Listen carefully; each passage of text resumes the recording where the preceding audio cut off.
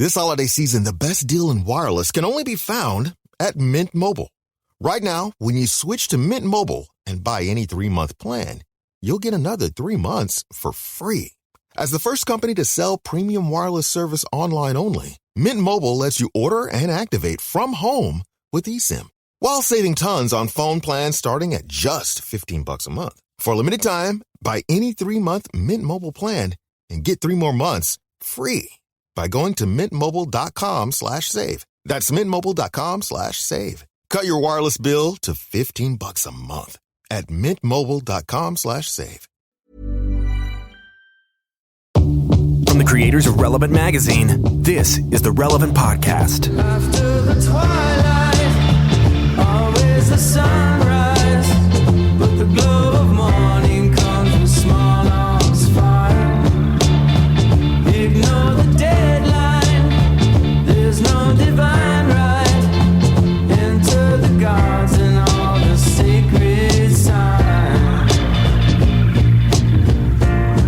At the end of It is Friday, October 11th, 2019. My name is Jesse Carey, and you are listening to Ye Old Relevant Podcast. Here with me on today's show, the medieval themed episode for a reason that will never become clear. Here with me, our creative director, John David Harris, but I like to call him JD. JD, welcome to the show. Huzzah! I feel like that was an appropriate medieval greeting. That was what that was. Squire and senior writer Tyler Huckabee. Tyler, welcome to the show. Bonjour. I'm going to stick with my traditional French greeting, which is also the greeting of the French knights and kings of the Middle Ages. I don't know that. And with us, sporting his brand new friar haircut, our illustrious producer, Chandler Strang. Hello. We have a really great show for you today, despite the intro there. We talk with Jeff Bethke. He joins us today. He's got a brand new book coming out. It's called To Hell with Hustle: Reclaiming Your Life in an Overworked, Overspent, and Overconnected World. I love how Christian book titles are comfortable getting edgier now. Like I've seen hell, I've seen hell in a couple titles, and it wasn't like the theology of hell. You know, it was To Hell with Hustle. You know, like Christian music went through that like in the 80s when Stryper did To Hell with the Devil. To Hell with the Devil. Yeah, exactly. But I think the publishing industry has been pretty skittish on some of this for a while. You know, you got Lifeway. But maybe this is part of the brick and mortar downfall, is that now you have to compete with like Bezos and Amazon and all that. Yeah. You have to spice up your titles a little bit. I'm trying to think of other examples of all that. I'm sure they're out there. I do think that was the main reason why that whole industry has been so resistant to edgy titles like this up until recently, is because you don't know if the proprietors of the local Christian bookstore are going to feel comfortable with it. It's not To Heck with Hustle. It's To Hell with Hustle on the display. And I don't know, like we had our Christian bookstore around here growing up was called Heaven and Earth. I don't know if the good people that owned Heaven and Earth would be comfortable with this. Would be comfortable putting this. Yeah. Same with I had Lifeway.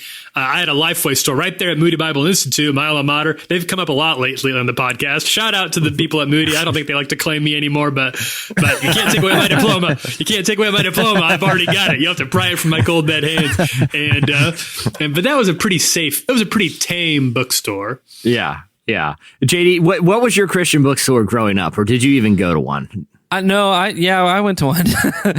We had one called Tampa Christian Supply, and so all of the Tampa Bay area, if you were a Christian, you could get all of your Christian supplies there at Tampa Christian Supply.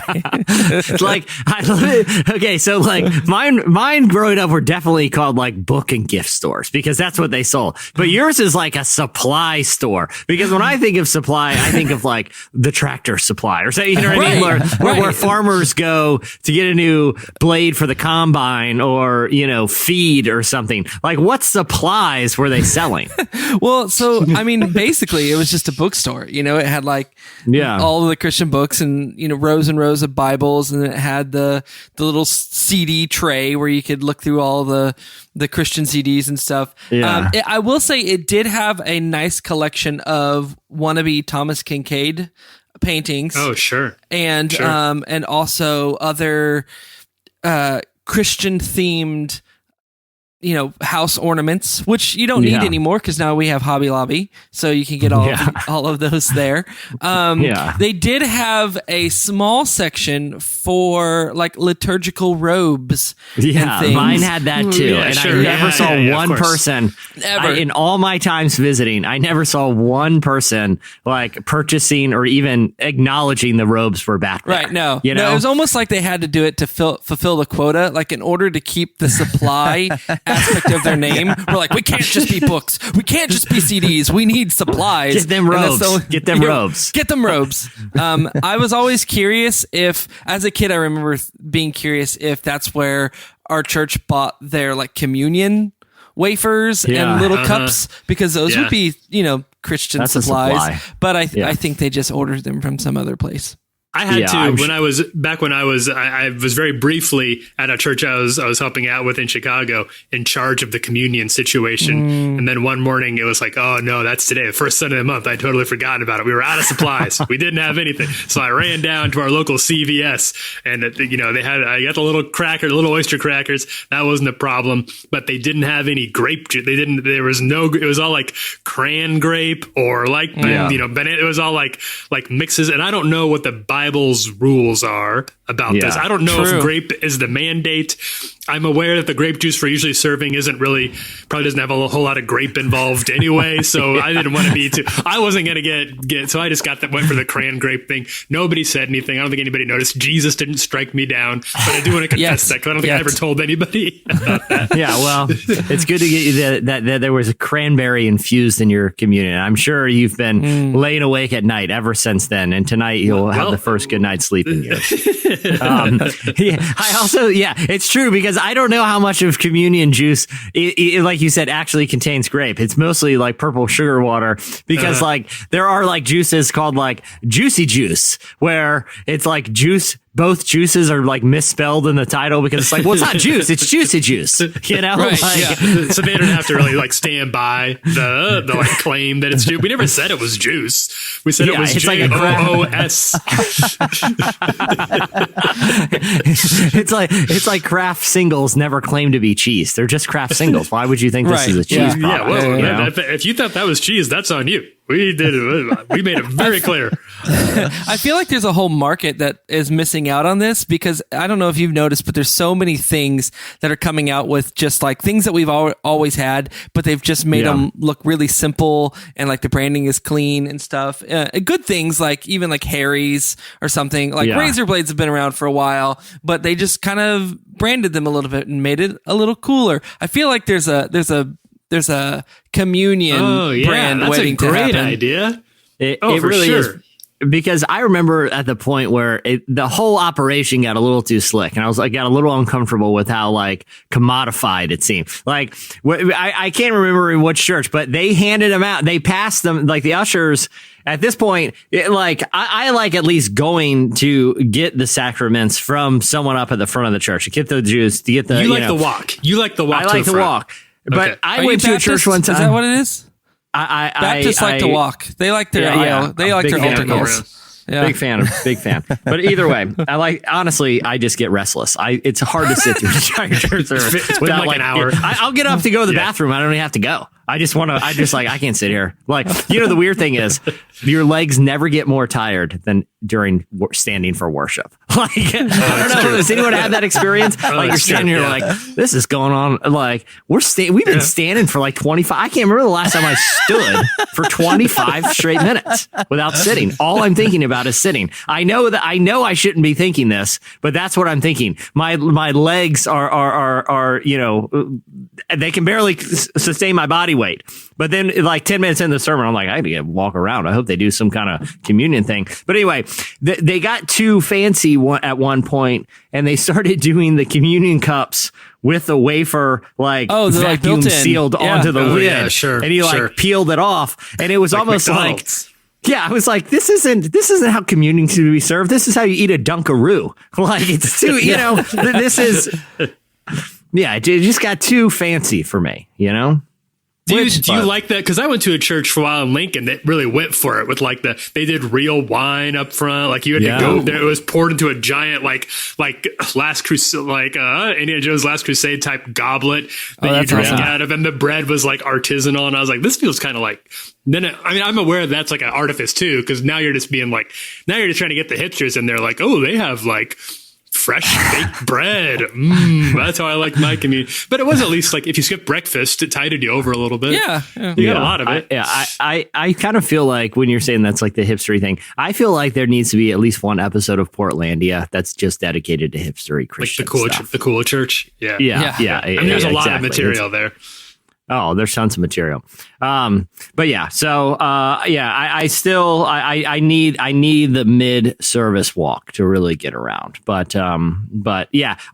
So all that to say, Jeff Bethke, to hell with hustle. Too edgy for the mom and pop shop. If I can't believe we're saying it. Yeah, I know. I'm saying it so liberally and freely. So if you go down to your local Christian supply store, you may get fancy communion cups. But I don't know. It's a question mark whether this book will be there. So, but he's coming up later. So you know what? We'll take a break here and we'll come back with this week's Hot List. These pieces in my brain, reflections etched in blame. Oh no, it's okay. All along we had good intentions. These pieces in my brain, reflections etched in blame. We lost you more in vain. All along we had good intentions. You're listening to Good Intentions by Magdalena Bay. At the beginning of the podcast, you heard Good Luck by Broken Bells. Big fan of Broken Bells. Glad they're been a while. Yeah, been a while. Yeah. It's cool to hear them back. Can I tell you guys something? Can I bring some news? I know this isn't a slice. This is just personal. Okay. Personal news. Please. I bought tickets for. I've never done one of these before. This is my first time, and I don't know what I'm getting myself into at all here. But I bought myself some tickets to Comic-Con Paris, the French Comic-Con. Which is, as I'm sure most people know, the cons are like, it's like a meeting of all the nerds, all the French nerds. Usually in the States, they debut a lot of like big movie trailers for upcoming superhero movies and stuff there. They're not really going to do much of that here, but there's some like, they kind of sent like the B team over as far as the stars are concerned. But hey, it's usually in New York and LA, so I don't really get to go, but it happens to be in Paris while I'm here. So I'm heading that direction. That's fun. Like the ones that. Yeah, when is it, Tyler? It's Halloween, the last weekend here in October. Oh, that's cool. All Hallows Eve. On All Hallows, sorry. It's All Hallows Eve. There you go. You mean Harvest Festival night? I got you. Right. Holy Ghost Weenie Roast night. Trunk or Treat night. I gotcha. Then that's when it. Yeah. So like the LA. At the LA Comic-Con, it's like Robert Downey Jr. and Brie Larson. They get everybody. In Paris, it's like a second-rate villain from one of those WP or CW superhero shows. Who's that guy? Guy number 3. It's like, oh yeah, that shows. I saw that on a preview on the side of my browser one time. I think that person popped up. It's like this guy once played a vampire on Buffy the Vampire Slayer in 2005. You know who they got? They got this is good. They got Ben McKenzie, who is now the lead in that Gotham show that I don't watch. The Batman show on FX, but more famously known, obviously, as Ryan Atwood in the OC. Was just like that's who he'll always be as far as I'm concerned. I'm a big OC fan. That was OC was my show. Yeah, well, it's good to see he's still getting some work. The Paris Comic-Con crowd is going to love him. Well, I have an item in the hot list just for you, Tyler, that we'll get to. I can't wait. But without further ado, it's time for this week's. It's the hot list. The hot list. It's sizzling.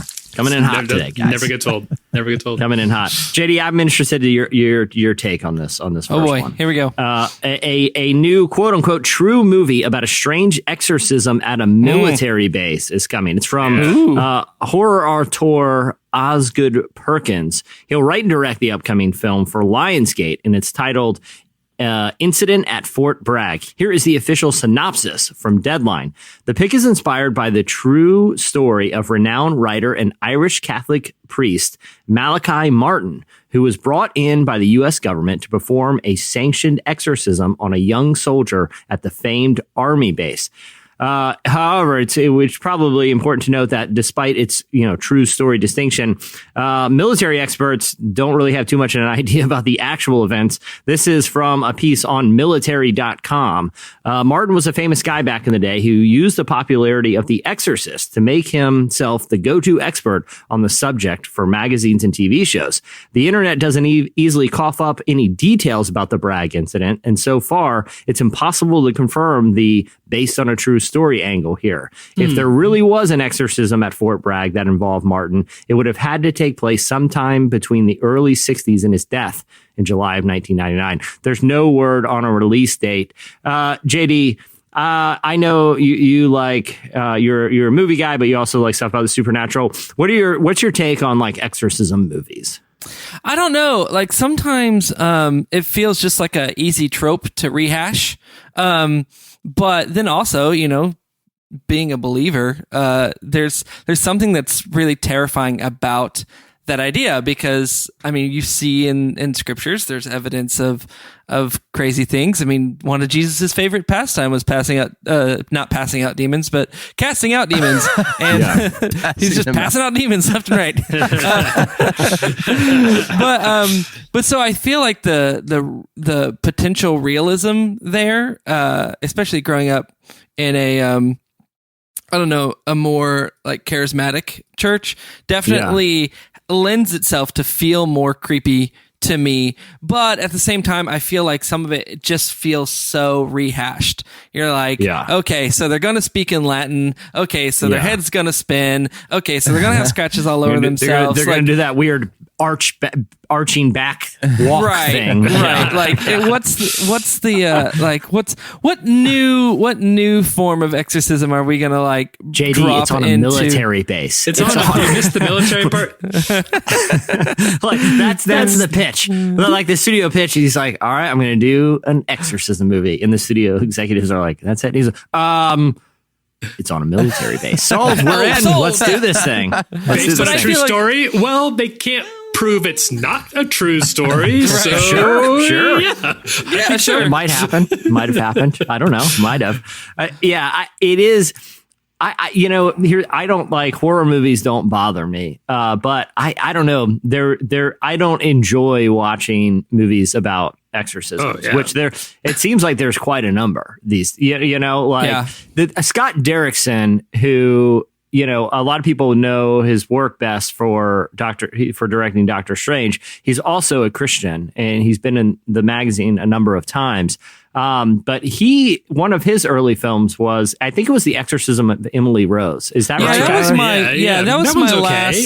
That was the last like exorcism film that came out that I actually felt was pretty interesting and handled the subject matter well. With them like kind of showing the contrast between actually trying to take into account some of the new understandings that we have of like psychology and mental health and those kinds of things, and playing that into the scenario, and really showing how in certain scenarios they really try to take all that into account before they just resort to it's a demon, I thought it was interesting. And it was also interesting the way that they set that one in a courtroom after the case, recounting the tale and kind of going through it that way, telling the story in a little bit of a different way. So that was the last one that I really liked, but it was the creepiest thing to me in that movie was there's a scene where she has like sleep paralysis and her boyfriend like wakes up and she's laying on the ground like paralyzed staring at him. That was creepier than any of the like crazy demonic floating up in the air stuff. It's just this one like haunting shot of her staring up at him through these like kind of cold eyes as she's sleep paralyzed. That was the thing that haunted me more than her like speaking Latin and spewing up pea soup. Yeah. Well, you know what, JD, you know what would have made it better if than just in a courtroom, if the courtroom's on a military base. Oh, yeah, that's it. It's like a JAG tribunal or something. This does seem kind of destined. This seems like it's got like, they're really trying to target like the conservative America, like red state America with this. Like it's a supernatural movie. So you got the church element. It's on the military base. So you know people are going to like that. All you have to do is like cast Chris Pratt in here and I'd say you're pretty much set to go. The priest is Chris Pratt fighting. Yeah, there's a scene between Chris Pratt and Kevin Sorbo, and he's like, I want the truth. And he's like, you can't handle the truth. Yeah, he says it in like the voice of like 10 people. Okay. Next item. I don't want to give too much commentary. I'm just going to jump right into it. Chip and Joe, our favorite couple. They're building a hotel that you can go stay at, and you'll feel like you're actually in a rerun of Fixer Upper. So, right now, Chip and Joanna Gaines, they're two of the, I don't know how they do all of this, to be honest with you. No, I don't They've basically either. taken over Target. Like half of Target right now is Chip and Joe Magnolia stuff. So, they posted. An industry. It really is. So it's they amazing. posted the show. They write books. They're launching actually a cable network. They run that giant market, cafe store hangout in Waco. They have the Silobration festivals there. Like I said, they have the giant line of Target goods, and now they're building a hotel. They recently explained in a YouTube announcement video they are converting one of downtown Waco's old buildings, it's about 100 years old, and they're going to make it into a boutique hotel. They plan on opening it to the public sometime in 2021. They are also working on plans for a $10 million Magnolia Market nearby. And that'll have, even more shops for you to pick up your shiplap, your repurposed mason jars and milk bottles and decorative 10 buckets of sticks. Like literally, I was on their website and I'm like, one of the products that they sell is a 10 bucket filled with sticks. Like that looks like they were just collected in a yard, and it's like $50. I mean, good for them. Good for them. I admire the hustle. You got to respect the hustle, but it's it's odd to me. They need to open a Christian supply store. Oh, they would knock it out of the park. Well, I mean, you say that jokingly, but some of the stuff, like the wall art that they have at the Magnolia Market store, has like Bible verses on it. It's not. It's basically an elevated Christian supply store, is what it is. Little communion. 10 buckets filled with communion wafers. But I think they could do better than the wafer thing. I think Chip and Joe would put a little bit of heart, like it'd have a little bit of like the cross, like the what do you call the little cross or hatch on top that lets you know that it was like made that day. They just kind of rake it with a fork, I think, before they put it in the oven. Do you know what I'm talking about? Can you kind of see that? I'm gonna get the bakers, the relevant podcast baking fans on my case for not knowing what these are called. So I apologize for that. But it's like a lattice. It just looks like they kind of raked it with a fork before it went into the oven. And then it comes out. It's got a little bit of some grooves in it. That's how you know it was really made there. And that's what I'd like to see out of the Chip and Joe communion wafer situation. Well, I know how they would serve. I know how they would serve the I would assume for them grape juice in tiny little glass mason jars that are just passed down the row, so they would hide the communion behind a giant picture of what old communion looked like, and on the count of 3 they would move it out of the way to reveal what communion was this week.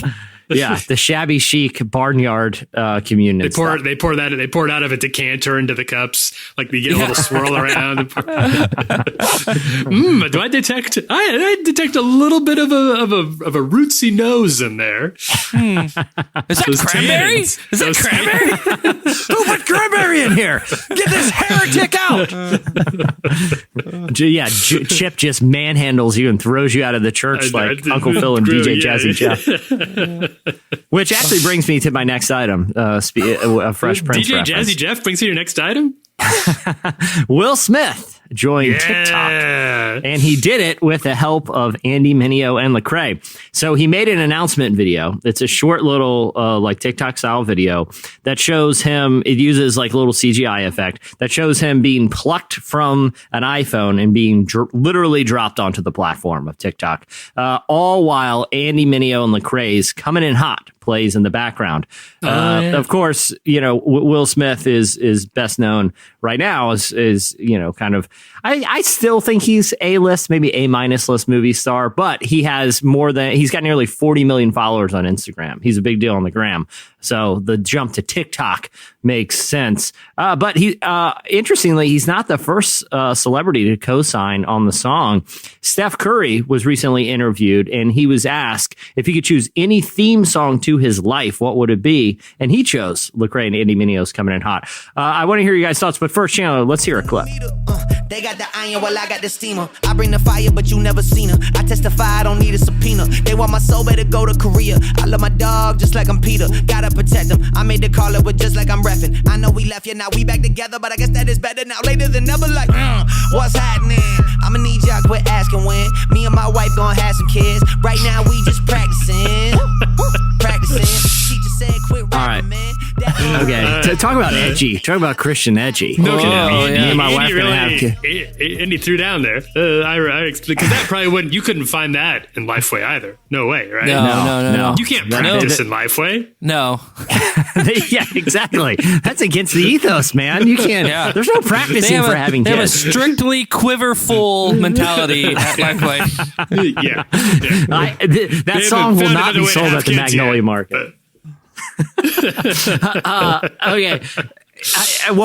I think it's funny because, you know, Will Smith, when he was regularly making music, you know, in his heyday, he wasn't a Christian artist, you know, but he wasn't that far from it, because he does what a lot of Christian artists do now is they don't make explicitly Christian music. They just, you know, don't use profanity. But that was kind of Will Smith's thing. It's not Christian. Yeah, exactly. Yeah. I mean, maybe, you know, maybe he could be. He's has a big footprint on social media. But I want to talk about Will Smith real quick. Do you guys think Will Smith is relevant in any way anymore? Here's the deal. It depends who you ask, because my 5-year-old son loves Will Smith. He is obsessed with He's got him. Gen Z. Will's got Gen Z. Ever since that terrible Aladdin movie, he is obsessed with him. He will see a commercial with him on it, or, you know, a billboard or something, and he's like, "Is that Will Smith? That's Will Smith! Oh my gosh, that's Will Smith!" He loves him. It's crazy. Tyler, what are your Will Smith thoughts? I've got a lot, man. Okay. I think so. Will, I'm 34 years old, so I came of age in the era of like peak Will Smith, right? Yeah. When I was a little kid, Fresh Prince, and then got a little Men in Black, Bad Boys. I was Independence Day. So I've lived Will Smith at his absolute best, and I feel like it's a sign of how much goodwill he has that I'm still I'm still rooting for the guy, right? Even though he hasn't made a good movie probably since the Bush administration. I'm still Which pulling one? for him. I don't know. Because what do we got? I mean, I don't think any. I mean, I think he's had movies that made money, but I don't think I would say that I've liked any. And he makes some baffling, like he famously turned down The Matrix. Keanu Reeves was number 2 choice. He turned that down. Famously turned down Django. Jamie Foxx had to take that one up instead. He's just not good at picking the movies that he's in. Yeah. And instead he went for what? Like, what are the Suicide Squad? Yeah. Aladdin probably looks good on paper. Aladdin probably made sense on paper, and then it made a lot of money. It just wasn't a very good movie. Right, yeah. But I'm still pulling for the guy. I want every movie that he's in. I want to be good. I want to go down and go see a good Will Smith movie. It just hasn't happened for me in a long time. It is interesting that he's so, he has a resurgence with like Gen Z and younger, like not just your children, JD, but then also I think because he has two children who are both very cool and, very prominent artists. It's almost like, and he has such a big following on Instagram. And I think obviously the move to TikTok, I'm surprised he's not already on TikTok, much less making an announcement video with Lecrae and Andy Mineo. But it's interesting that he has such a large appeal among the generation, like just slightly below ours. It's almost like he's like the dad of Gen Z. You know what I mean? Like Will Smith is like the cool dad for, people right now that are between the age of like 16 and 24. It's like, do you guys kind of see that? Like Will Smith being cool dad, but definitely still can go dad mode. I get it. Oh yeah, I get it. Yeah, I actually think that I think there's room for there to be a Fresh Prince reboot with him playing an Uncle Phil-like character. Oh, wow. He really has kind of morphed into Uncle Phil in a lot of ways. He's got some Uncle Phil vibes. Yeah. Yeah, because he's definitely like could be the cool uncle, Yeah. Yeah, but I don't think he would want to be Uncle Phil, No, I don't see that being. I think Will's like way too choosy about, like he always wants to be the cool guy in the movie. Yeah. He can't ever be, he's not going to be the villain. He's not going to be the washed up square. I can't see him being too happy with, but he would maybe be like I don't know what, I would like for him to return to TV for sure. I just don't know what capacity that would be in. Maybe they'll make him a deal though. Maybe they'll be like, you come back as Mr. Phil and we'll give you Gemini Man too. You know what my thought is? You know what my thought is having seen Will on social media where he's really, really good as like a storyteller. Like he's still just a great, fun personality. I think he could take over one of these late night talk shows. I think he would be I think he'd be a phenomenal, like behind the desk. I don't think he'd want to do it. I think he would think that's like a step down for him. He has to work every day. But I feel like the Will Smith like late night talk show would be must watch viewing. I would rather watch him than Fallon. I'd rather watch Will Smith. For sure. For sure. Yeah. Well, that's my advice. Will, Get in touch, man. Let's talk. I've got some ideas. That's my idea. This is just a taste of my career paths that I've got in motion for you. Call me if you're interested in doing a late night TV show that will shoot in my garage, and you will also come to live in my house and be an Uncle Phil, like wide sage, wholesome figure in my life. Please call me. Please reach out, and I'll stop mailing you those creepy letters made of cutout magazine letters. So let's just get a deal. Can I pay you? No. Do I have ideas? Not really. Do I have connections? No. Where am I going with this? I'm not sure. But do call me. I just want to talk. I really just need a friend. You're really cool. You're really cool to hang out with. You're a really cool guy. I've liked you for a long time. Yeah. Your Instagram video where you're like ziplining in Costa Rica in the rainforest, giving an inspirational speech about courage really moved me. Very charming. It's literally the best thing I saw in the last 2 years. So please reach out. Please, I'm begging you. Love Will. All right, Tyler. This one's just for you. Really? Brie Larson. This is number 2 on the hot list. Brie Larson has spoken with the studio about an all-woman Marvel mashup movie. So Variety recently asked her if she's discussed the standalone film that would have Black Widow, Mantis, Scarlet Witch, Pepper Potts, Valkyrie, who, of course, they all appeared together in that climactic scene in Endgame. And they asked her if she'd discuss a possibility with Marvel Studios president Kevin Feige.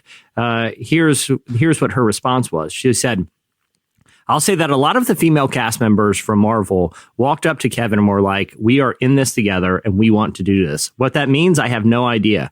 I'm not in charge of the future of Marvel, but it is something that we're really passionate about and we love. And I feel like if enough people out in the world talk about how much they want it, maybe it'll happen." According to Box Office Mojo, Captain Marvel is actually the 6th most successful film in the entire MCU, considering there's 24 MCU movies. Coming in at number 6, and it hasn't been out that long, is pretty impressive. I think it would work. I think it'd be a good time. I think that the very first Avengers movie had one woman to 7 guys all told: Captain America, Iron Man, Thor, Hawkeye, and Hulk. Yeah. So one woman to 5 guys. So I feel like it's time to like, I think we could flip that equation. I think that would go. Yeah. I think people would be that would be only fair if you got the ladies of the MCU with Captain Marvel in charge, and then you could throw in like one token male just to balance things, just to get I don't know which one it would be. Yeah, they're all kind of we're losing them. Like they're dropping like flies out there. We don't have Iron Man anymore. We don't have Captain America. Spoiler for a movie that's been out for 6 months. But so I don't know who it'd be. But I would love to see that. And there's comic book precedent too. Oh, for you could probably just have Nick Fury be the token dude. Oh, that's true. Samuel L. loves these movies. What a good time to be Samuel L. Jackson. That guy just collects his paycheck, walks in, delivers a couple lines. Captain Marvel was easily his first like actual role in these. Before that, they could give him the script day one, be like, yep, got it. All right. Sayonara, everybody. Well, Gwyneth Paltrow like didn't even realize that she's been in some of these movies. You know, there's that cooking show on Netflix where Jon Favreau, who plays Happy, was like, yo, remember we talked about it when we were filming Spider-Man, whichever one, Homecoming, Far From Home. She was like, what? I was in that? Like, I saw a late night interview this week where she's like, nah, I haven't even seen the movie. Much like, she has very little knowledge. All that to say is like, for some of those characters, I feel like they're either in or they're out, right? If we want Pepper Potts, give her a big role in the movie. But otherwise, her just, basically telling fans how she phones this entire thing in. She doesn't see why that's such a big deal. It's a problem. Like, give her a prominent role or just get her out of the movies. Well, they sort of phoned, the MCU sort of phoned her in a little bit. I'm not the biggest Gwyneth Paltrow fan out there, but they have not, it's not like they've been giving her a lot of script work that really needs a lot of dedication on her part. She can probably just fly in on her goop copter every day, or recite her 2 or 3 lines and then head back. She does it. It's like you're talking 45 minutes both ways out of her. Maybe day. That's what we need is a Gwyneth Paltrow or a Pepper Potts Nick Fury movie. Oh, just like to a give them cop. Something. Yeah. Like they've been there from the beginning. From Iron Man 1, they were there, and they've been slumming it along the entire time with these little cameos and bit roles. Now it's time for them to have their moment in the sunshine. They could get one of those new TV shows they're putting on the Disney Plus thing. Yeah, exactly. I think it should be a cooking show between Nick Fury and Pepper Potts. I mean, why not? With a name like Pepper Potts, the woman has to know how to cook. It's just baked into her name. Yeah. Pepper Potts also a big. Yeah, Pepper Potts is a big popular item in the Magnolia Market. It's just a big pot, but they call it a pepper pot, and it's like it looks like it was like dented and rustic somehow. It looks like they salvaged it from an old barn, in upstate New York, and they sell it for $60 at Magnolia Market. The Pepper Pot. Number 1 on Ye Old Hot List this week. A church created a Bohemian Rhapsody parody video centered on the Enneagram. So Rivers Crossing Church in Ohio, they're getting ready to kick off a sermon series called What's Your Number? And as part of a compliment to the teaching, the worship team, presumably the worship team, created a 6-minute deep dive into the sacred personality identification system set to Queen's classic rock anthem. Here is a clip of Enneagram Rhapsody. Is this my whole life? Or are these just tendencies? I'm overwhelmed by all of these personalities. Open our eyes from ones to the nines, let's see. I'm just a 4-boy, I need more sympathy. 'Cause my feelings come, feelings go. Oh, man. They were high, now they're low. Okay, we've heard enough. Yes. I get the picture. Well, I think, wow. All right. So, Jesse, you and I talked about this a little bit offline. We did. And I got to, here's what I got to do. I got to hand it to this church because they went for it. And you're never going to hear me knock a church that really goes for it like these guys did. So I do wonder a little bit about the use of time and resources for something like this. but I respect the choice, and I think the lyrics worked okay. Yeah, I mean, I am not like an Enneagram, fanatic. Yeah, you're not an Enneagram head, are you? Yeah, no, not at all. I mean, I always forget what my number is, or when I do remember our number, I'm like, I don't know what characteristics or attributes are attached to that. But I mean, this was a literal deep dive into it. Like it was, if in order for you to enjoy this song on the merits of its parody, you have to know all these obscure Enneagram things. Yeah, you really do. And plus, this is, I mean, say what you will about the concept, an Enneagram parody of Bohemian Rhapsody, but the production value is extremely high. That's what I mean. Like, they went for there's it. There's a guitar solo and everything. Yeah. Yeah, they didn't have to, they could have been one guy on a piano. We would have gotten the idea. But this is a full Queen cover. They have everybody in there. They spared no expense for this. And the guy can sing. He doesn't have bad, but he can hit. That's a tough vocal part, and he hits those notes. That's no mean feat. So I'll hats off to that. And he really goes for it. If you watch the video, the visuals are a big part of it because he really cuts loose too. He's a born performer. He's a showman. He's a 7. Gotta be. JD, you've been involved in the creative aspects of churches. Yes. Tell me, as someone who's been on the inside, what you think of both the concept and the execution of Enneagram Rhapsody.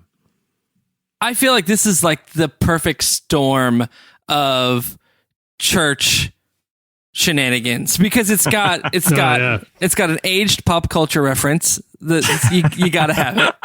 We're like a year, because the Queen movie came out like Bohemian Rhapsody had a resurgence. It's probably been like 14 months now. Right. Yeah, exactly. Yeah. And then you also have you have to have an excuse for your worship team to show off their chops. So that's number 2. And then the third one, and this is the newer one, is you tap it into the Enneagram, and I think. Yeah. I think as far as creating the postmodern church buzz, this ticks off all 3. So I mean, good for them for doing it. I think if this is what we can look forward to replace the At the Movie series every summer at your church, then I'm for it because that is the worst. And if we can replace it with Queen covers, then why not? What I'd like to hear is like Second Assembly Baptist from Bithlow, Florida, try to do their rendition of it. And then, because what's happening now is that there are a bunch of other churches around America that have seen this and they're like, well, shoot, Jeff can sing that part. Why don't we do that this Sunday? And then all of a sudden, poor Jeff is dropped this YouTube video from his senior pastor. And now he has to figure out a way how to pull this off this Sunday. And he's like, all I got is myself on an acoustic guitar and Aunt Ethel on the organ. And we have to come up with our own Queen cover. And so I'm looking forward to that version. Freddie Mercury. I do like this better, like you said, than Movie Sunday or like the Sermon on the Mount through the lens of Stranger Things. Loving your neighbor in the upside down. The upside down kingdom. I much prefer the Queen cover. Take it because this at least kind of embraces the kitschiness of it anyway. Instead of pretending that like we're doing something really important here. Not to knock the Enneagram or the message or anything like that, but at least they're kind of embrace the frivolity of the whole thing instead of some of the really bad like Lord of the Rings knockoffs that they're somehow still doing. 2019, the year of our Lord, and get ready because they're having that new Amazon Lord of the Rings show coming out. So we're gonna get a whole nother round of Lord of the Rings sermons, illustrations. Oh boy, can't wait. Yeah, it means it's time for my once a decade sabbatical from church. Well, listen, if you want to see the full video of Enneagram Rhapsody, it's over on relevantmagazine.com. All right, that'll do it for the hot list. Next up, Jeff Bethke joins us.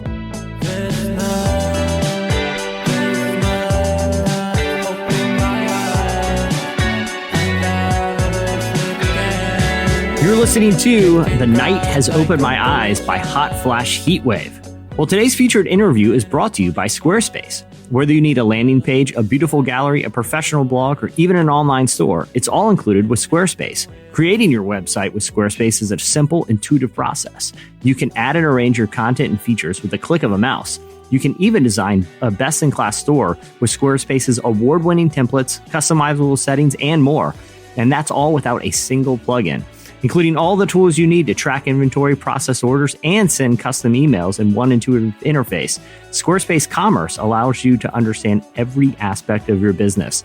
Be sure to go to squarespace.com/relevant for a free trial. And when you're ready to launch your site, use the offer code RELEVANT to save 10% off your first purchase of a website or domain. Well, Jeff Bethke is an author and podcaster, and in his new book, To Hell with Hustle, Reclaiming Your Life in an Overworked, Overspent, and Overconnected World, he looks at why modern culture's obsession with efficiency, work, and quote-unquote success could be negatively affecting our spiritual lives. I recently had a chance to speak with Jeff about the book and why we should all be rethinking the idea of hustle. Here's part of my conversation with Jeff Bethke.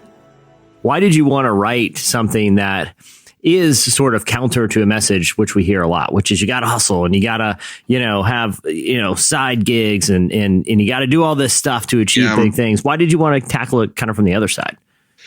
Well, I think exactly because of what you just said. I think the message is just becoming bombarding, right? It's becoming it's just coming from, it's an onslaught from internet, from influencers, from personalities, from just like the spirit and zeitgeist of the age, to use a fun word. And so, yeah, I think it's just so bombarding. I kind of start asking the question, like, because I just turned 30, so millennial, like just out of college for the last 6-7 years, and kind of like feeling that same weight that a lot of us feel in this generation. And I think I just started asking a question like, is this is kind of the premise of the book, really, which is hustle, is that inundation of this spirit, or this do more, be more, connect more, try to achieve more, retire at age 19, blah blah, is that forming us more into the image of Jesus or not? Right. And I think and that's kind of the premise of the book is this, are we really taking a step back and asking, what is this doing to our souls, our humanness, and especially as people who, as followers of Jesus, is this making us distinct and any different? Meaning like we should always have we should feel different and look different at some levels. And I realized that this one, kind of this hustle spirit, was not, we hadn't kind of put up the gate against this one as much as we do some other things that culture will throw at us. Yeah. So we're kind of going along just as heavily. And so then I just kind of said, man, what is this doing? First of all, I guess the book started, and I started about this in chapter 1. First, it was like, what is this doing to me? Right. I talk about that in chapter 1. Like I think me and my wife kind of reached the logical conclusion of this stuff quicker than most, just because of, providence or whatever you want to call it, where, had a job we loved, very early, 23 years old. I'm doing what I love.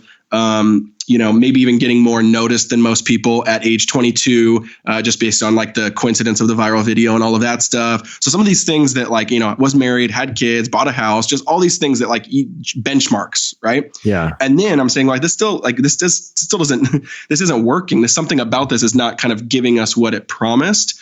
And so, so the book is kind of I wouldn't say memoir, but it's a heavy look of first starting with our own life of like, man, this didn't give us what it said it was going to give us. And in fact, some of these benchmarks, thinking that they had to be ducks in a row that we had to like hit one by one, actually led to more burnout, more anxiousness, more tension. And so then it was a first look at me. Then I really started looking at culture at large, all these different things, and saying, oh man, this is pervasive.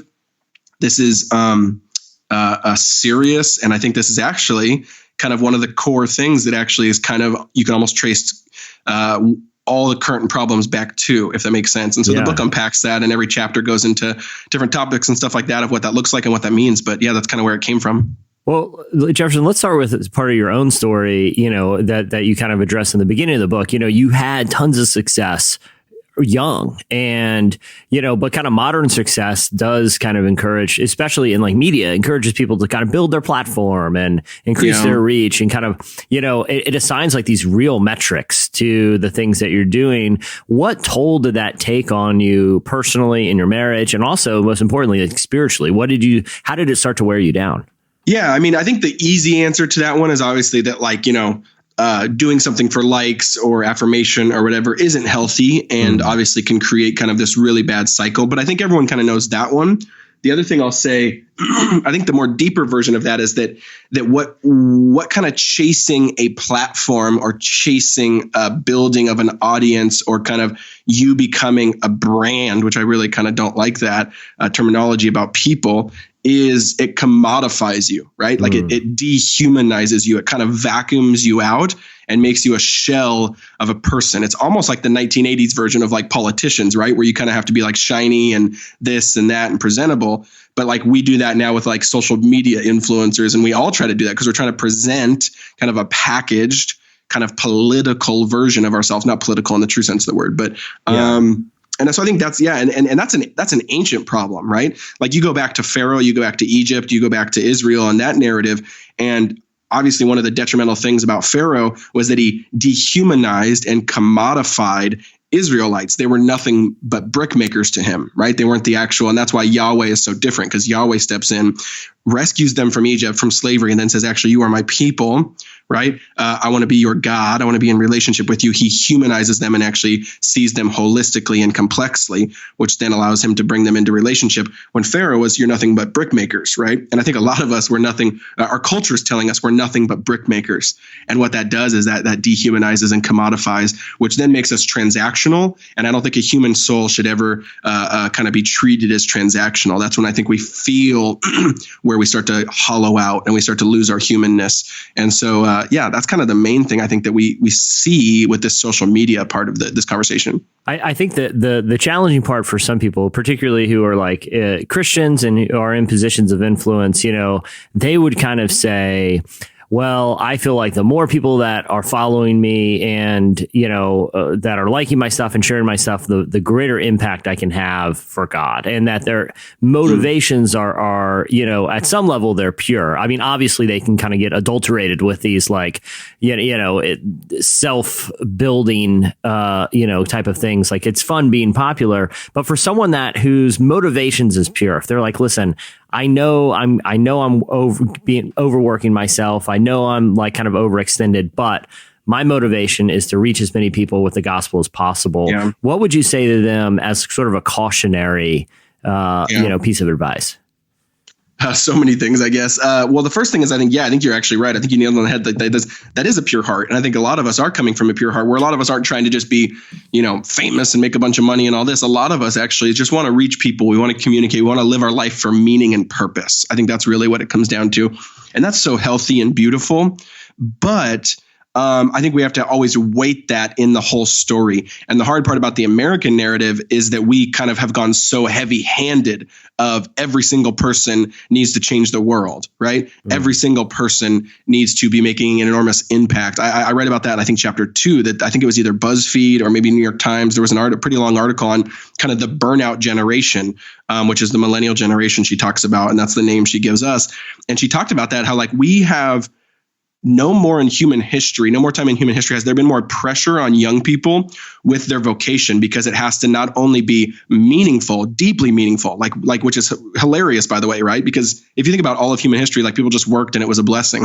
It's so interesting to me that we even have to it's got to give us so much ROI on meaning, rather than, I think, again, the scriptures and human history has just testified to the fact that, man, work in and of itself, right? Postman, lawyer, mom, any job out there, in and of itself is holy and beautiful and sacred. And I think we've missed that. And then 2, not only does it have to be super deep and meaningful, but then it has to be make our parents proud. And then it also has to have an edge of coolness to our friends. It's got to be kind of the cool like tech job or whatever, And so you put all these things together, and that's nearly impossible for any of us to actually achieve that. And even when we do achieve that, the reality is never as big as the dream, and reality is a lot harder, and the job's hard, and we move on and we bounce around and we don't stay grounded. And so I would say, I think, first of all, just be wary of that. Second of all, be wary of that Jesus himself had the biggest impact in human history and had this enormous meaning and purpose and mission. Yet he still kind of bucks up against some of these things that we would deem very wrong in our culture. And one of those being like his audience got smaller and smaller as he went forward, right? Like he got more, like by the time he died, he had like a few people that maybe would have stuck around when in the beginning it was thousands and thousands. So that's interesting. First of all, that the person we follow is actually kind of an upside down pyramid in the sense of like his audience got smaller and smaller and smaller and smaller. And then he was basically alone and isolated when he died. Now, I don't think a lot of us would call that success, right? Yeah. But clearly it is. Clearly it's actually at some level, clearly it's the actual archetype of success. Because then that was the greatest moment in human history where he actually was then, crowned and lifted up as, I think one of the most sarcastic or more double entendre moments ever was the sign above him that said King of the Jews while they were making fun of him, but he actually was King of the world. Yeah. And that was his moment. He was being put on the throne to reign and rule. And so I think we just have to wrestle with that. I think it's a complex question. I think we want to do jobs of purpose and meaning. I think God has that for us. But I think we have to wrestle with the life of Jesus shows some interesting things. And then also on top of that, he's also chasing obscurity at some level. And that's why I have a whole chapter on that in the book of he actually, we think obscurity is a curse, right? If we're not famous, if we're not known, if we're not doing anything that's noticeable. Jesus himself chased it. He actually was I want to go out into the desert. I want to retreat. I want to not be known. Every other page in some of the Gospels is do not tell anyone what I just did. And so I think if we're not kind of letting that saturate in us, then if we are, that can kind of, in a healthy way, round out some of these parts about us that maybe are a little overblown. That was Jeff Bethke. Next up, Ask the Cast. Still I miss you.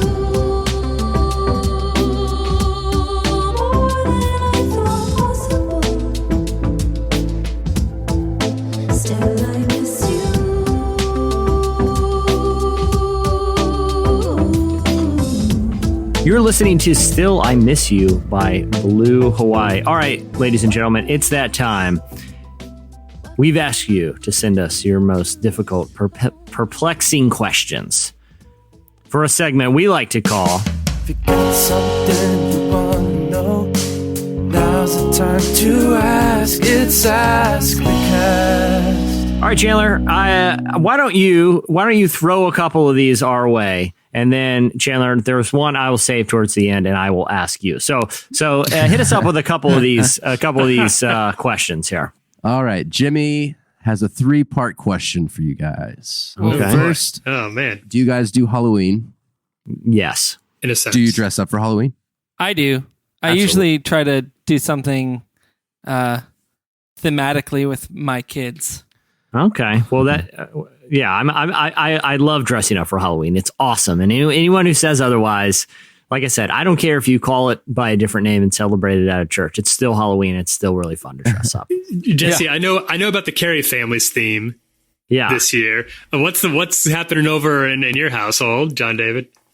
Oh, that's the weird thing is this is the first year we haven't had it all figured out just yet. So this could be a last minute decision. Yeah, it's getting kind of hectic.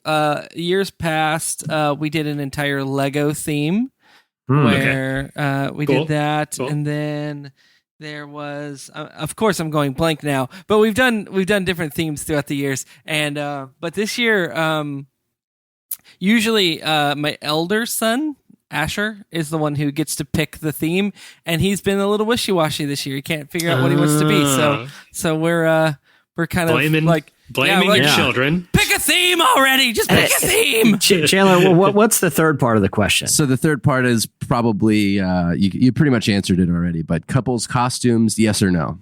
Yeah, absolutely. Sure. I think it's better that way. Yeah, it's fun. Here's the only downside of a couple's costume. It's it only works if you're in a very close physical proximity to your significant other for the whole evening. So let's say you go to a Halloween party, right?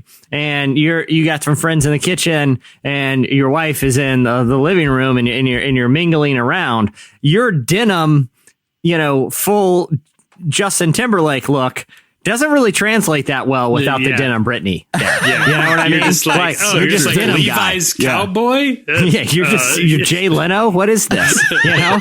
Hey, you hear that guy? He was locked up. Collects cash. You know what I mean? Like you really have to stay in close, proximity, which is fine, but it's just something to keep in mind with a couple's costume. What else do we got, Chandler? All right. Corbin asked, you are hosting a backyard barbecue and can invite any 3 people you want, living or dead. Which 3 people would you invite? Oh, wow. So, man, I have a lot of backyard barbecues. Like I'm a big backyard barbecue type of guy. And here, the great thing about backyard barbecues, everyone's chill. So any 3 people, dead or alive, like, okay, there's like the right answer and then there's like the real answer. So of course, like the right answer is like, well, I would probably have, Jesus, Paul, and Mary, and just do a little Bible, a little Devo time. Yeah. That's the right answer. JD, I'm going to think about mine for a sec. Who would you go with?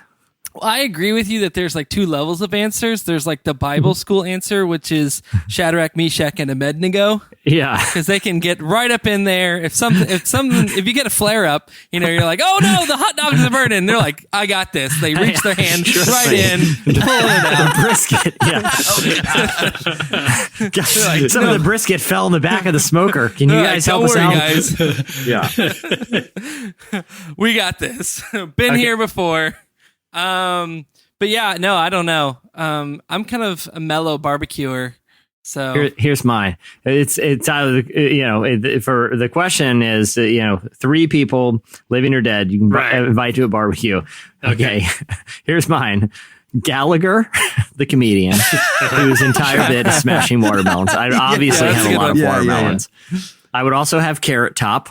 And I would also have comedian Paula Poundstone, and it would just be shticky comedians hanging out in the backyard. You could not drag me to this barbecue. Doing mostly prop comedy in the backyard. I think it'd be a good time.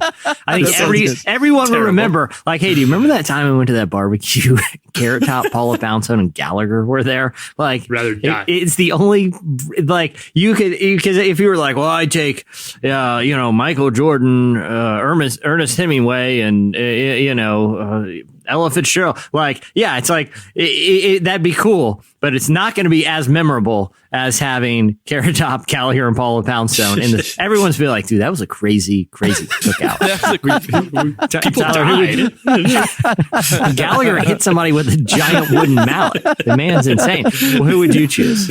Oh, that's such a tough. It's always so hard. That's like a lot of living or dead too. That just doesn't. Because obviously you want to do the like, I'd get somebody smart, but I don't think I would want to get some, because what are you really going to ask these people? What are you really going to ask these people? They haven't been asked a million times. Like, it's going to be weird. Like, what, you're going to get the Inklings to come to your barbecue? Like, they're not going to want to be there with you. They just came back from the dead for an hour and a half with some brisket and some pork and beans. That sounds like a miserable way to spend your They're like, I just want to see what's new. And you're like, no, you're stuck here eating some hot dogs.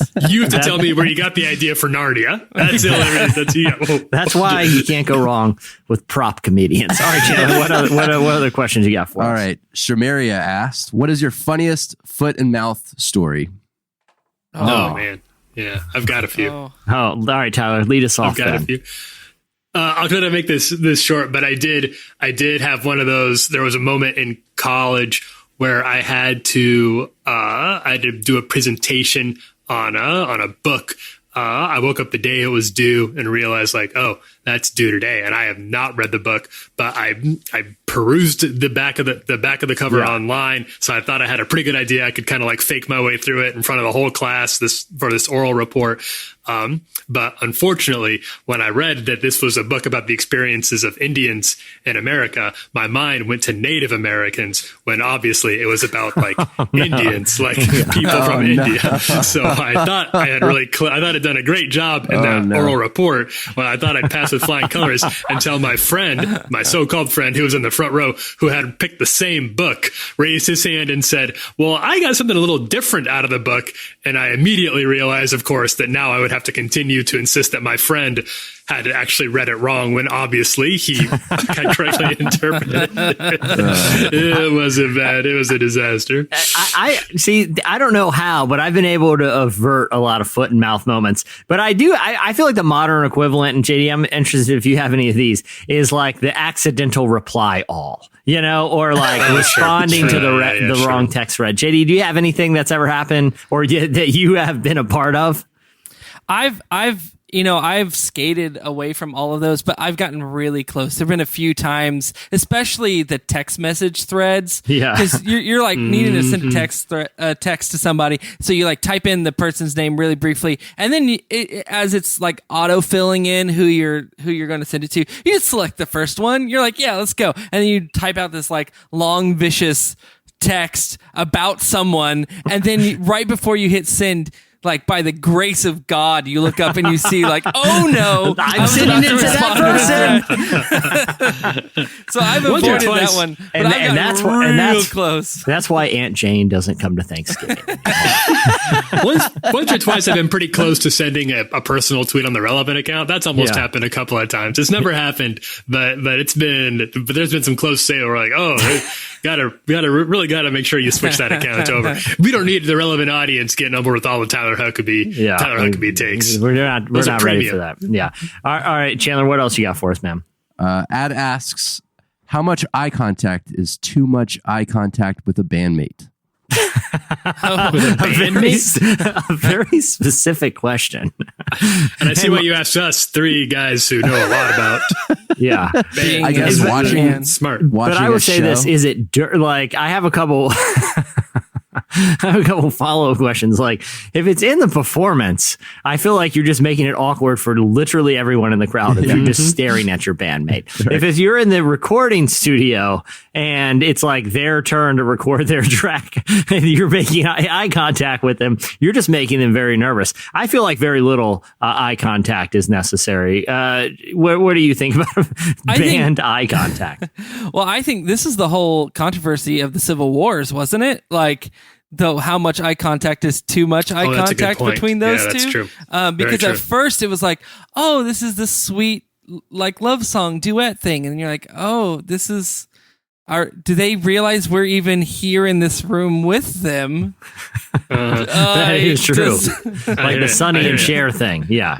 It's on. You need to. It depends on the context, because if you're in a band with like somebody if it's a husband-wife type situation, that's one thing. If it's a Johnny Swims situation, sure. But then things can get really weird. It can get weird and creepy quickly. It can go from charming to creepy really quick. Yeah, it's a fine line. I know we're not really answering the question here. It's kind of a tough one. I think you know. I would say this. It gets creepy really fast, especially if you're in a worship band. All right, Chandler, give us one more. All right, last one. This one's pretty quick one. What's your favorite type of muffin?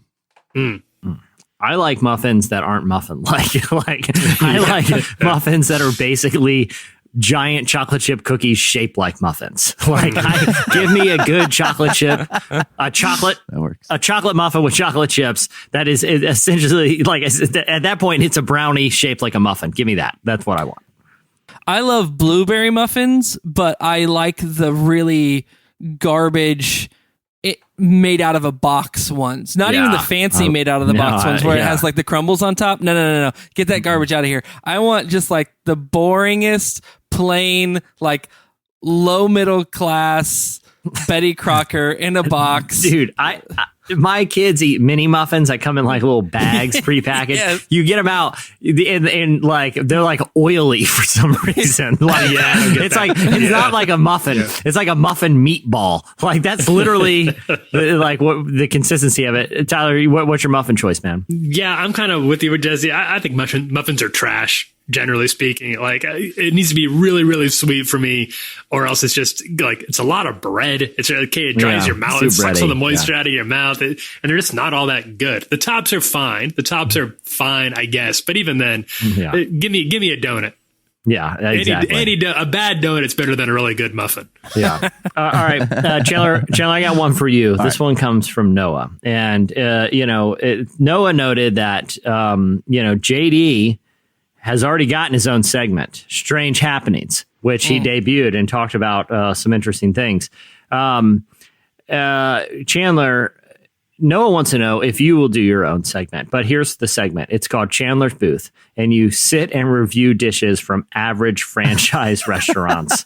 I feel like you're very capable of Absolutely. this. Would you consider an episode of Chandler's Booth? What places would I go other than Chili's and Olive Garden? I mean,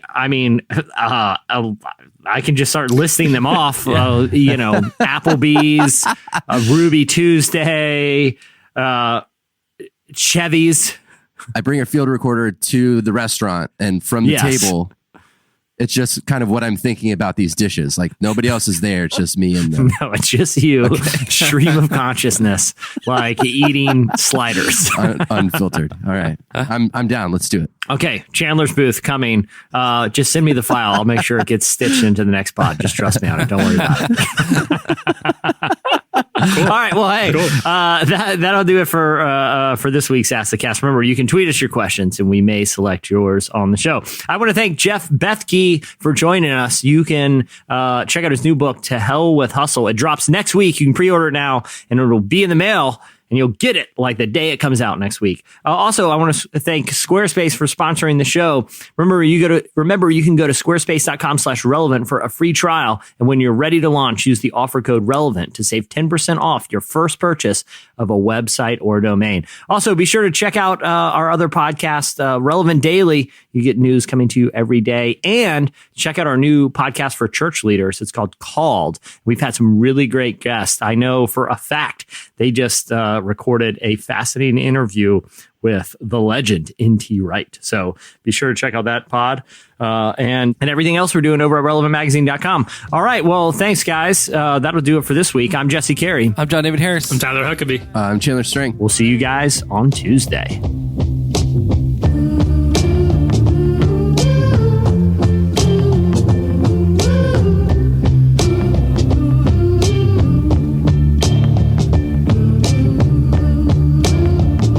Thank you for listening to the Relevant Podcast. If you like what you heard, be sure to leave us a review on iTunes. Check out other shows from the Relevant Podcast Network in the podcast section at relevantmagazine.com. And while you're there, browse exclusive podcast merchandise at our online store. Make sure to subscribe to Relevant Magazine. Info is available at relevantmagazine.com/subscribe.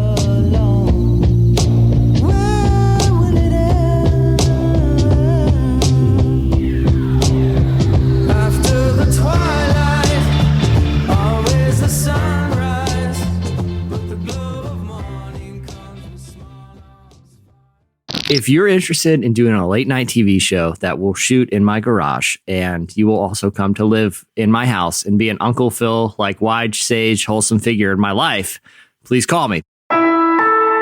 Relevant Podcast Network.